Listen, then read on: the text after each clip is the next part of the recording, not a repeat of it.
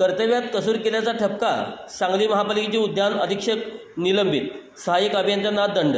महापालिका आयुक्त सत्यम गांधी यांचा दणका, महापालिकेतील ठाणेदारांना दणका दिल्यानंतर आता आयुक्त सत्यम गांधी यांनी कामचुकार व कर्तव्यात कसूर करणाऱ्या कर्मचाऱ्याकडे मोर्चा वळवला आहे। मंगळवारी प्रभारी उद्यान अधीक्षक डॉक्टर रवींद्र ताटे यांना 3 महिन्यांसाठी निलंबित करण्याचे आदेश दिले, तर नगररचना विभागातील कनिष्ठ अभियंता पंकजा कोरे, अण्णासाहेब मगदूम, यासीन मंगळवारे, रवींद्र भिंगारदिवे, अभिजित मोरे व शाबाज शेख यांना प्रत्येक 2000 रुपयाचा दंड करण्यात आला। आयुक्तांच्या कारवाईने महापालिकेत खळबळ उडाली आहे।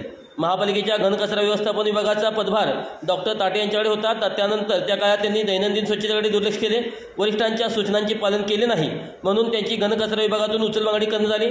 सध्या त्यांच्याकडे मुख्य उद्यान अधीक्षक पदाची जबाबदारी सोपवण्यात आली आहे। उद्यान विभागाकडील देखभालीच्या अनुषंगाने दैनंदिन फिरतीवरून उद्यान देखभाल दुरुस्ती व दैनंदिन कामकाजाबाबतचे फोटो ग्रुपवर शेअर करणे व झाडांचे मंथन करण्याबाबत सूचना देऊनही डॉक्टर ताटे यांच्याकडून याबाबत कारवाई झालेली नाही। यावरून त्यांचे कामकाज असमाधानकारक असून त्यांच्या सोपवलेल्या पदाची जबाबदारी कार्यकर्ते व ते सक्षमपणे पार पाडत नसल्याचा ठपका ठेवण्यात आला। त्यांची वर्तणूक गंभीर स्वरूपाची, नियमबाह्य व शिस्तभंगाची असल्याने महाराष्ट्र नागरी सेवा वर्तणूक नियम 1979 मधील तरतुदीनुसार ते कारवाईस पात्र असल्याचे त्यांना 3 महिन्यांसाठी निलंबित करण्यात आले।